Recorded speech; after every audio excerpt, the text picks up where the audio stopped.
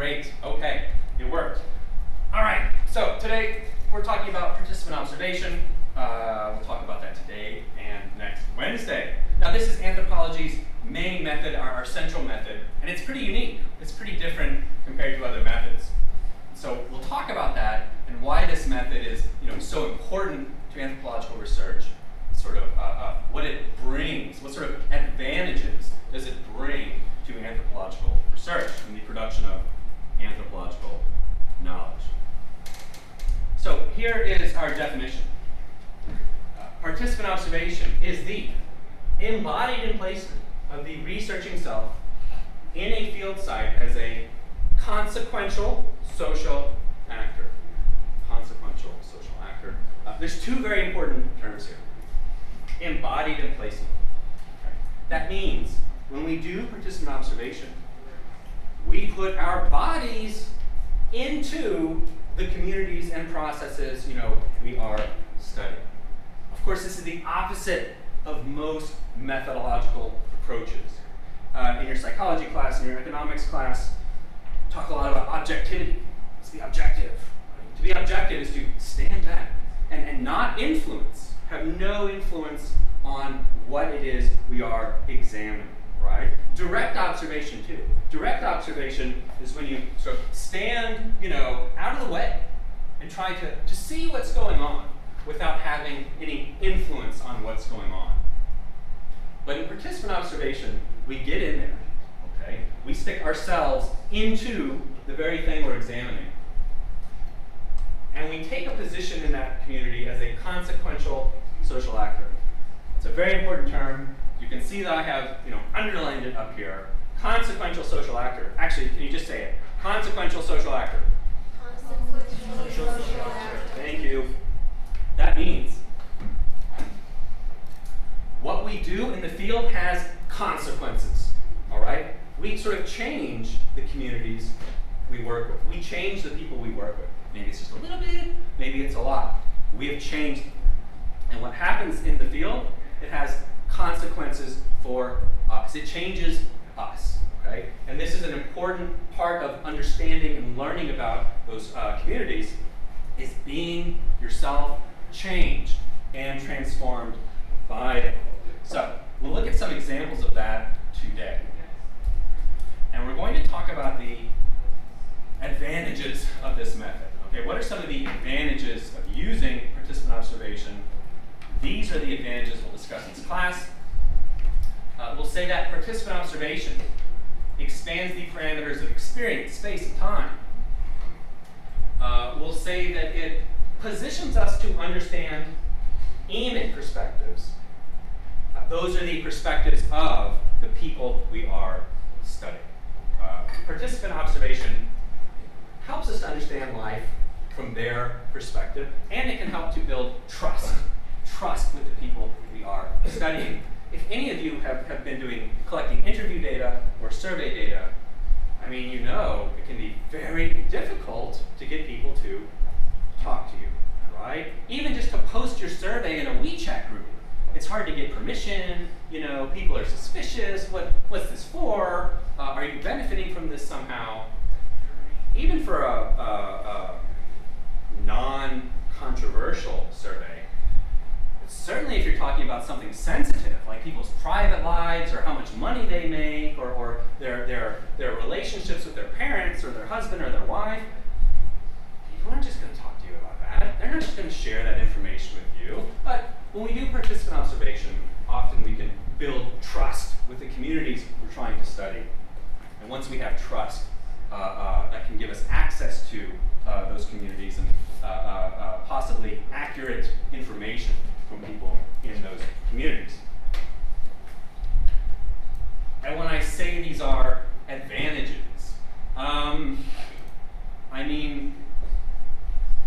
it helps us to see factors that we might not have seen if we were just using interviews, if we were just using surveys, if we were just using focus groups or other very common methods within the humanities and social sciences. So today we'll talk about the first three of these. And then Wednesday we'll talk about EMIT perspectives and trust, and then look at a case study that ties this all together.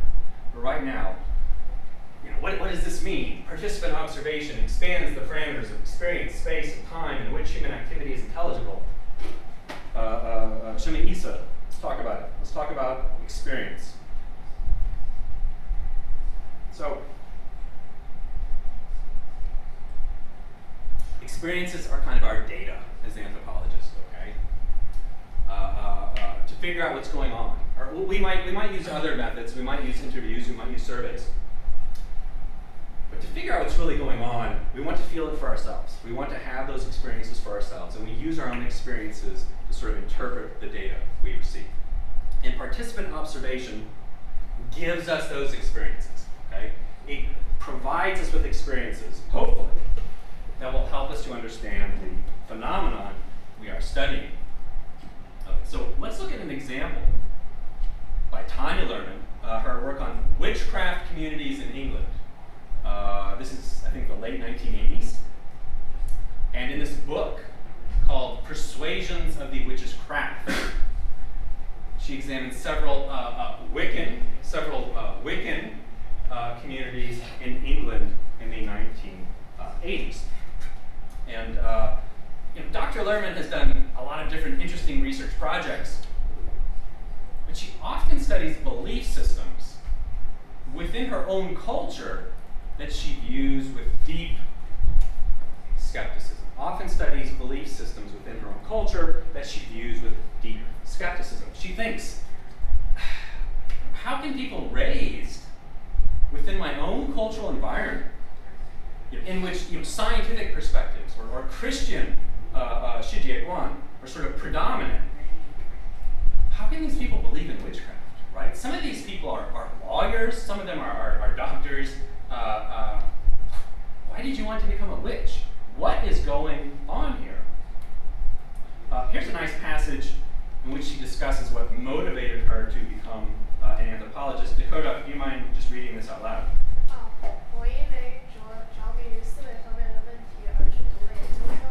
人类如何思考，什么限制了我们的思维，尤其是非理性思维的问题，也就是为什么明显是理性且务实的人可以接受信仰，而持怀疑态度的观察人士，更为理性的观察者无法相信。在文学作品中，魔法是最好的例子。一个人在田地里放了一个特殊的护身符，以防止人们偷庄稼。持怀疑态度的观察者不相信这个护身符有效，然而这个人却坚持年复一年地把这个护身符放在田地里。他是怎么想的？ Thank you. Yeah, Tasha Zameshanga, like, how can you believe this? How is this possible that you can believe this? So this is our phenomenon of interest here. It is witchcraft beliefs. That's what we're studying. That's what we want to understand. Specifically, why does this group of British people who grew up in Christian environments, who went to school in very sort of scientifically advanced educational institutes, why do these people believe in witchcraft and want to become witches? And it's by joining one of these groups herself, right? Joining one of these groups herself and having experiences within this group that she's going to identify some relevant factors. Now, before she can begin her formal training in witchcraft, by the way, she does become an ordained witch. I don't know how to say it in Chinese. She becomes an official witch, right? Just like if you're a Christian and you want to be a priest, some sort of priest. Okay, like a Christian teacher, 教父. Oh, 教父, okay. You have to study, right? You have to pass exams. Like, you can't just do it. It takes, like, I think a couple of years, like 2 years, to become a witch, official witch. But before you even start, you have to do this sort of formal training program. And she takes these 2 9-month home training courses, supervisor and essays. And one of these courses requires daily meditation exercises. And so she does this every single day for, I guess, 9 months. Here's one of the exercises. I will read it for you. She says, or this exercise says, stand up and examine the room in which you are working. Turn a full circle, scanning the room. Now sit down, close the eyes, and build that room in imagination. Note where the imaginary or visualizing power fails. So you can try this any time, you can just sort of try to perceive, look at everything in the room, and then just close your eyes and try to build it in your imagination. All the details, right? What color is this bag? What brand is this computer, right? What's on your Bangjiu Maozi? Try to capture all those details. It's very hard, right? It's very hard. But if you practice it, you can get better and better and better. You can sort of build this visualizing areas in your mind. Dr. Lerman says, okay, why are we doing this? What's this about? She says the idea behind this is that if you can learn to see visual images more clearly in your mind, clear borders and colors and details, those images are what help you to become a powerful witch.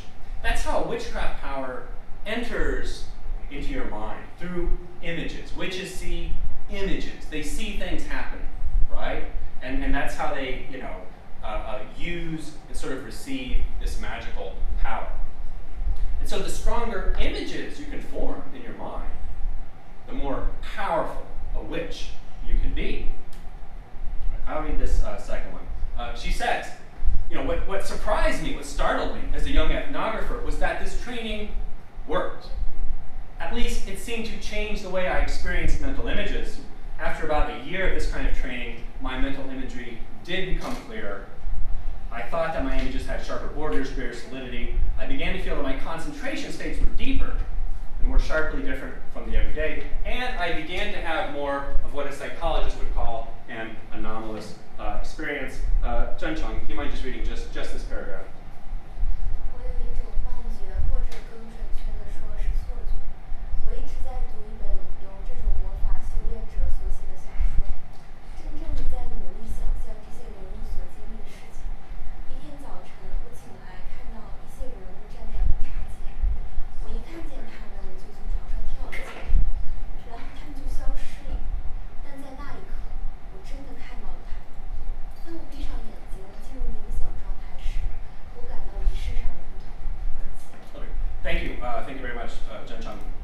Right. So, and this last part, she goes on to tell us that this training it deeply transforms her experience of her everyday life. She says, as I acquired those skills, the world became drenched in meaning. Everything was so meaningful. Nothing happened by accident anymore. A phone call or a piece of fruit that I saw in the grocery store or a book that I saw through a window. Everything was a symbol. Everything meant something. Everything was connected to everything else. She says, those experiences completely changed the way that I thought about magic. So, actually what she's done here is, she's identified a factor that sort of contributes to people's interest in witchcraft. The people she speaks with, they say they have supernatural powers. They say they have magical powers. Well, of course, when you hear that as a researcher, you think, sure, right? What are we supposed to do with that? If we're studying sort of a religion or this type of community, and they tell us, yeah, it gives me supernatural powers, where do we go with that? And we just reject it? Do we just accept it? Well, she's able to sort of find a halfway point here. She says, they actually kind of do have superpowers. I mean, they certainly have sort of very advanced visualizing powers, much more so than most of us, and they do sort of see and feel life more vividly. Okay, their everyday experience is a bit more powerful, maybe, than most people's. And they're able to notice meaningful patterns in their daily lives that others miss. Of course, she doesn't think this is because of magic. I mean, she wants to find a good Xinlixue explanation for this. And of course, today we know, that these, Mingxiang, exercises can really, sort of transform how your brain is wired, right? It can sort of build up certain layers within the mind that strongly influence how you, experience your everyday life. So she's saying, yeah, they kind of do have supernatural powers. Now, there's a scientific explanation for this, but this is one reason why people who grew up in Western society, who are doctors, who are lawyers, I mean, who are educated people, can sort of find value in this community. It's because it does really change them in a way that feels magical, it feels supernatural.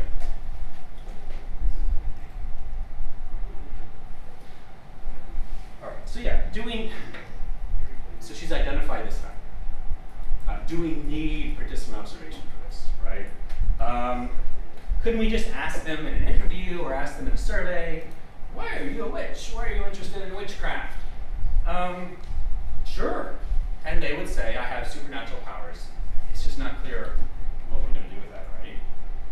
What should we do with that? I mean, if you're doing your research and someone says that, I mean, you write it down as supernatural powers.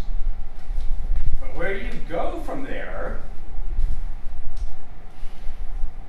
Let me give you an easier example.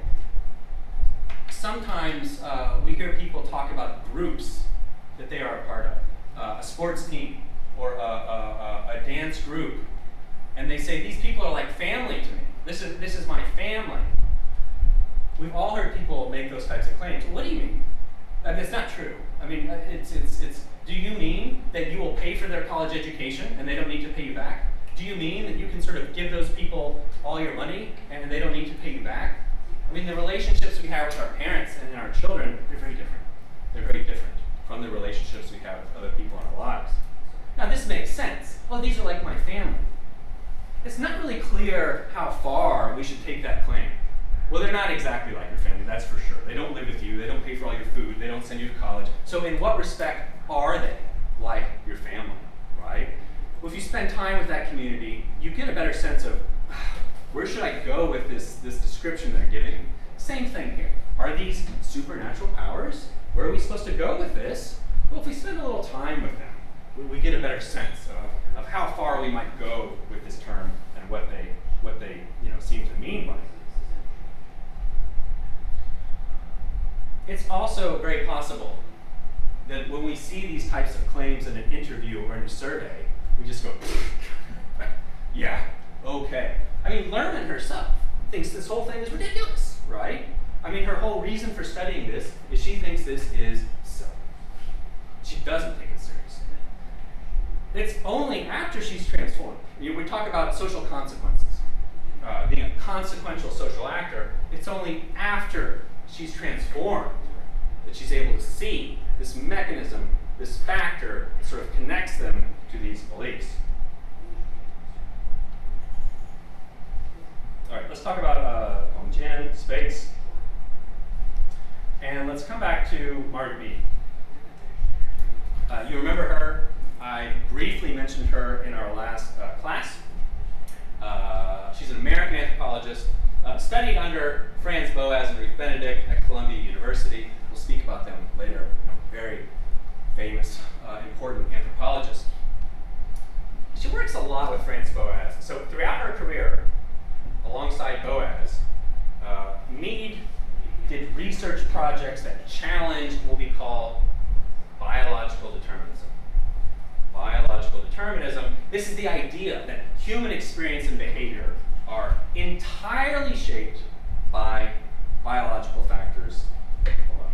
I'll give you an example, and I apologize for all of the text on this slide. But this book, Coming of Age in Samoa. Coming of Age in Samoa. This book is challenging a biological determinist perspective that was common in America at this time. At this time, parents are kind of worried about their teenage children, because their teenage children are always very upset, they're always very angry, they're always fighting with their parents, they're always getting in fights at school. And they say, ugh, can we do something about this? Does this teenage life have to be this frustrating? Does it have to be this turbulent? The doctors say yes. The doctors say there's nothing you can do about it. Okay? That's a part of being a teenager. That's a biological fact of being a teenager. Once you're a teenager, you have all of these hormones. I forget, how do you say this? Jump into hormones. It's like the same as English, right? Is it hormone? Hormone. Yeah. You have all these hormones. And they change your body, they sort of change your mind, and that's what causes you to be very upset, be very emotional. That's what makes this a very difficult time period. You can't get around it. You can't stop it. There's nothing you can do to stop it. It's a biological problem. Well, Margaret Mead doesn't believe this is true. Okay? She doesn't believe this. She thinks actually cultural factors, not just biological factors, but cultural factors, must play sort of a strong role in how teenagers, young people, experience adolescence, right? So she wants to identify cultural factors that might lead to a less stressful teenage existence, a more carefree teenage existence. And she decides to study adolescence in Samoa because the Samoans have this reputation for a very laid-back lifestyle, a very relaxed lifestyle. Right, so her research aims to find cultural factors in Samoan society that might support a less stressful adolescence. So she goes to Samoa. She studies adolescent women. She finds that female adolescents in Samoa, it's not a time of tension and stress. Actually, they consider it to be the most carefree time of their life, the most relaxing time of their life. So she studies this. She wants to know what cultural factors contribute to this carefree adolescent existence. She identifies many, but we'll just talk about sort of one type. One thing she notices is that these Samoans, they discourage intense emotional attachments to individuals. And there are a lot of different cultural traditions and norms, cultural mechanisms within Samoan society that sort of discourage intense emotional attachments to individuals. I'll just tell you one. All right. Oops, nope. Too fast. Okay.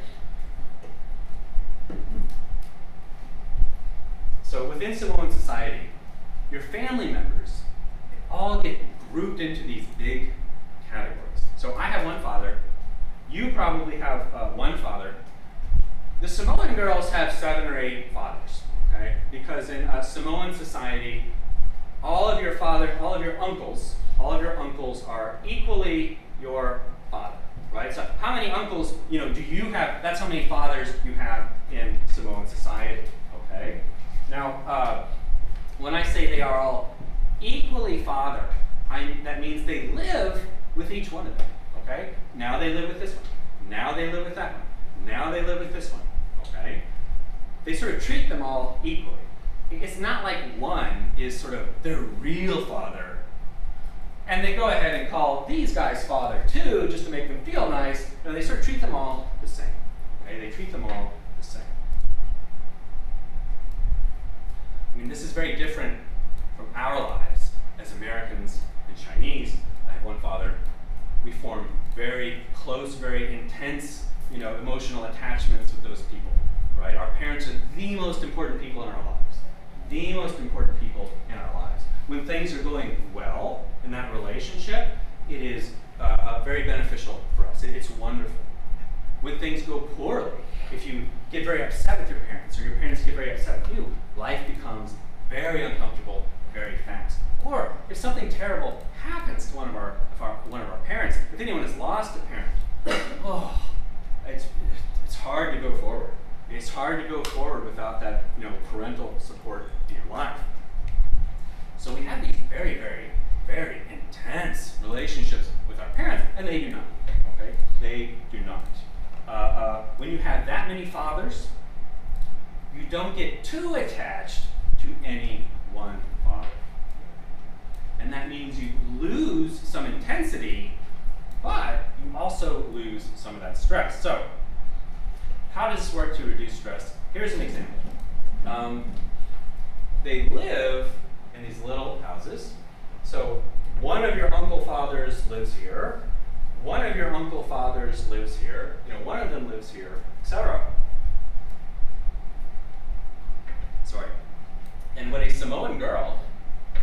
gets into an argument with one of her uncle fathers, that they get angry with each other, she doesn't sit there and fight it out. She says, no problem. I'll just go over here. I'm just going to live with this uncle father for a while now. Okay? The tension sort of dissolves or is eliminated before it can get too high. Okay? So if we have a problem with our father, that's too bad. When you were young or you were in high school, you have a problem with your father, too bad. You're not going anywhere. You're not going to go live with your uncles. You're not going to go live with your friends. You have to sit there and face your parents until that is sort of worked out, and that's a good thing, right? But it's tense. It creates stress, and it can make adolescence a very, very difficult time. So this is a very simple, but also important example of an anthropologist expanding our understanding of how space, 空间, may contribute to a phenomenon of interest. So she's living there, and just by following these people around, she's able to see this spatial factor. Okay? Now, actually, we sort of use this in America now. Of course, in America, if we get angry at our parents, we don't go live with our uncles, usually. But in recent decades, Americans have really discovered the importance of having children spend time in what are called third spaces. Third spaces. These are spaces besides school and home. You got school, you got home. That's where your kid spends most of their time. You need some third spaces. The playground, the church, the sports team. Because they need to sort of diversify their emotional attachments. Don't get too connected to one or two people. When that happens, adolescent experience can become very uncomfortable, very intense.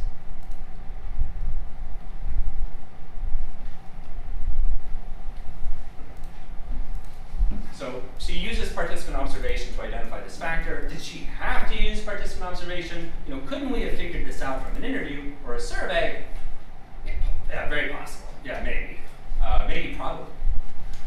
It's possible she could have just interviewed the Samoans and asked them these questions. What do you do when things get too tense in your home, right? And maybe they would say, well, I just walk next door and live with my other uncle, father. They might say that. But there's no guarantee that Mead is going to ask the right questions. If any of you are putting together a research project, you know how hard it is to create the research questions, right? You got to get the question just right, And is the question going to touch on what you want to know or what you should know? It's not always a perfect relationship. So there's no guarantee that her questions are going to, so she's going to ask the right questions. And there's no guarantee that the interview participants will think to mention this behavior on their own. If you've done interviews, some of your interview participants, they're just amazing. You ask them a question, they just, they just talk and talk and talk and give you everything you could ever want to know. But I swear, it depends on what you're studying. 70% of them are usually like, why do you play this video game? It's fun. It's fun. It's not helpful, right? There's a lot going on there, and I'm not discovering it through this discussion with you. So, when it comes to understanding how spatial arrangements contribute to a phenomenon, there's really no substitute for living in and experiencing those spaces yourself. And finally, let's talk about time. So researchers in any discipline, psychology, economics, anthropology, they're looking for answers to complex questions, right? Why does this happen? What's going on here? And the answer is usually complex, right? Usually there are a lot of factors that are contributing to this phenomenon. There's not just one answer. There's many, many small answers, okay? Now, as researchers, which one of these factors can we identify? Well, that will depend in part on how long we observe the phenomenon of interest. Because different factors, different causal factors, they unfold over different periods of time. They're visible over different periods of time. Give you an example. Let's say we want to know why a group of people performs a ritual asking a god to help them before they go on a fishing trip. They go out on the seas, out on the ocean, on a dangerous fishing trip. Before they do this ritual. And they say, please help us be safe and catch fish. Why are they doing this? We want answers to this question.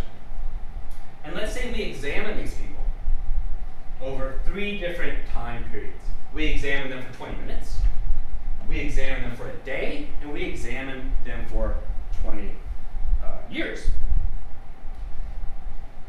20 minutes. We want an answer to this question. Why are they doing this ritual? We're just going to watch them for 20 minutes. We're just going to watch the ritual, the Ishur itself. That's it. 20 minutes, watch the ritual, go home. Can we identify any factors in that 20 minutes? Maybe. Maybe we observe the ritual and we come up with a very simple answer. We think, hey, this looks fun. I think they enjoy doing this. I think it feels good. It's exciting. They like to do it. Maybe that's the reason why they do it. It just feels good. Okay?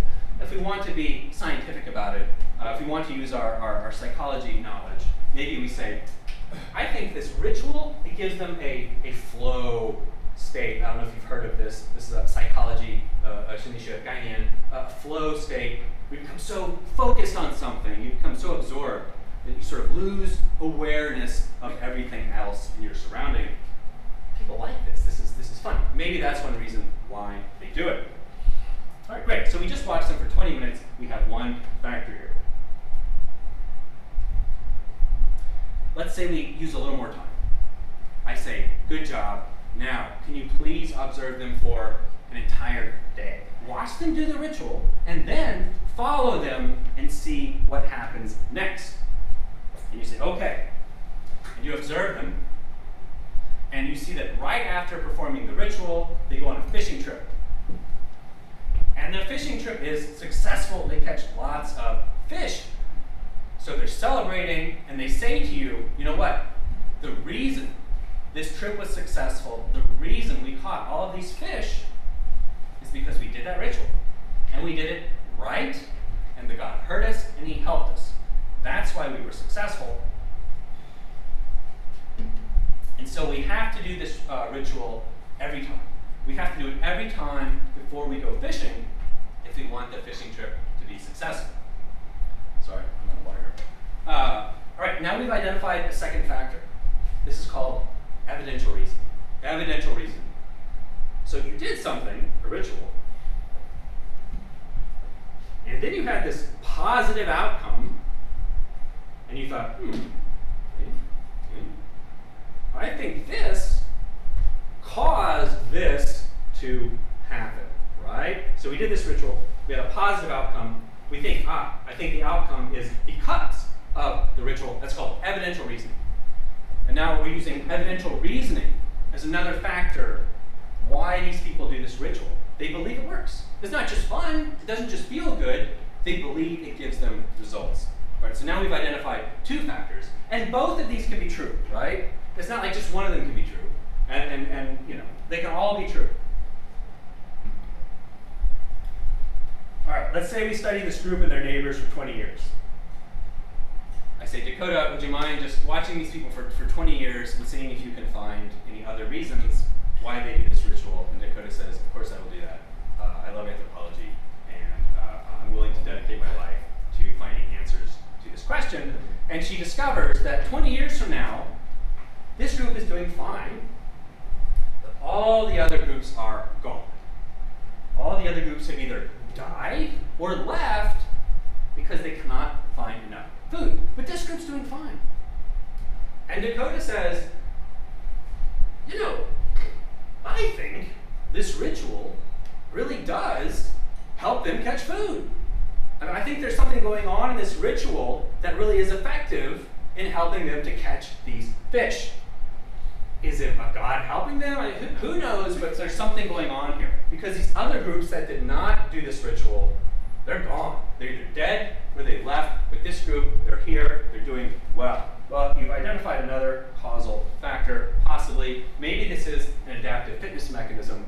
Maybe there really is something within that ritual that helps them to sort of focus and perform on these fishing tasks that makes them more successful. Just like athletes, right? We watch the Olympica, you know, they all have their like Shinli like tricks, right? Before they go perform, they have some sort of mental exercise. It's very powerful. That can help to perform, you know, better or worse or that sort of thing. So maybe there's something within this ritual that really does help them to survive. Well, now you've got three mechanisms, okay? We've got three different possible factors. And our ability to detect each factor is sort of dependent on how long we observe the phenomenon in its natural context. All right, we'll stop talking about rituals, and we can look at an example that you're all more familiar with. The time young adults spend playing video games. There's some astonishing numbers here, right? When we talk about kids and young adults playing video games, some of them play for 20 to 40 hours a week. This is incredible. You cannot get kids to do anything for 20, 40 hours a week. We have some professors here who are studying ADHD. 这么说，这是小孩子他们不可以注意 right? What? Right. Yeah, they struggle to read, you know, a book for more than like 30 seconds, but they can play a game for 40 hours? I mean, what's going on like there, right? What factors, what sort of contribute to their ability and interest to play this game for so long? Well, the mechanisms, the factors we find will depend in part on how long we observe this phenomenon. So, traditionally, psychologists have focused on how video games, how the basic elements of video games, you know, running and you know, shooting, jumping, these basic elements of video games, how they activate reward centers in the brain. That's where they're looking for the answer to this question. Okay, that's where they're looking for the answer to this question. So is that true? Does that happen? When kids play these games, do these reward centers just go, boing? Well, to find out, we don't need that much time. We just bring those kids into the laboratory, we let them play the game, and we sort of, you know, observe them. Maybe we do a scan of their mind. And we only need to do this for 30 seconds, you know, a minute, maybe an hour. We don't need to spend a lot of time on this, okay? The time frame in which the explanatory factor operates is quite short, usually seconds or minutes. And this is good research, okay? It definitely identifies factors that contribute to children's interest in games. It's very good research. But actually, if you look at all of it, it doesn't seem to help us understand the kids who play the games for a very, very long period of time. I'm talking kids who play 40 hours a week and more. The kids who play 40 hours a week or more are often very bored with the video game. They think the video game very wuliao. If you bring those kids into the laboratory, their brains don't light up. They've been playing this game, you know, for 60 hours a week for like 2 years. I mean, they almost hate it, okay? So why are they playing? I mean, research suggests that these kids who play for more than 40 hours a week are playing because of their social networks within the game, right? They join these groups, these gonghui, you know, in the game. And now you have lots of commitments that you have to do. You have to go collect all of this stuff, right? You have to spend lots of time preparing for this fight. Even if you don't want to, even if you're bored with this, you're tired of this game, you can't let your friends down. Okay, you can't let your friends down. It's these social mechanisms that seem to motivate children to sort of play for a very long time. But it's hard to see this if you're only sort of observing the kids for a minute, you know, or 5 minutes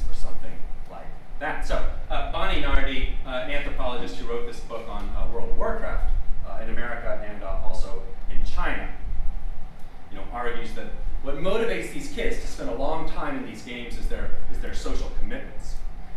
And it's by spending time in those groups that she's able to see kind of exactly what those social mechanisms look like. So what does that look like? And she talks about her own experiences, right? In which she's so bored of this. But then she just feels so good whenever the leader sort of praises her. It's, oh, great job, thank you so much. You know, we were successful because of you. And she just feels so great about that. Well, that keeps her playing. She's identified a mechanism here, a factor that's sort of keeping her connected to this game. But she had to play for a long time before she could see this, okay? Because, you know, when you first play, you're not in a group. You know, you're not good enough to be in a group. It takes a long time. You have to spend a long time with these communities before you can see what these factors actually look like. All right. Could we have identified this mechanism using other research methods? Again, possibly. Maybe this would have come up in an interview or a survey. But I think there's a different issue here, which is that different disciplines, they tend to really focus, kind of fixate on one period of time. So honestly, if you're a psychologist, whatever you're looking for, it's usually something that you can observe within, 10 to 20 minutes in a lab, right? You're not going to keep those people in the lab or monitor them for a day or a month or a year. And that happens, but it's unusual. Normally, the mechanisms you're looking for, they need to appear somehow within like a 5-minute frame. That's just general practice. All disciplines have this. They all sort of focus on a time frame. I'll find my answer here, or I'll find my answer here. And it's easy to get stuck. I mean, it's sort of easy to get, stuck on just those mechanisms. If we don't spend longer with these kids, we might think this is the only answer, right? Because this is true. Like, this is good research. He's found something, right? It's not wrong, but it's not the full answer. There are other mechanisms working, and we just don't see them unless we spend, different amounts of time with these communities. This is another reason where participant observation gives us advantages, because we're spending a long time with these people, and that enables us to see sort of how things unfold over different periods of time. All right, so we can stop there today.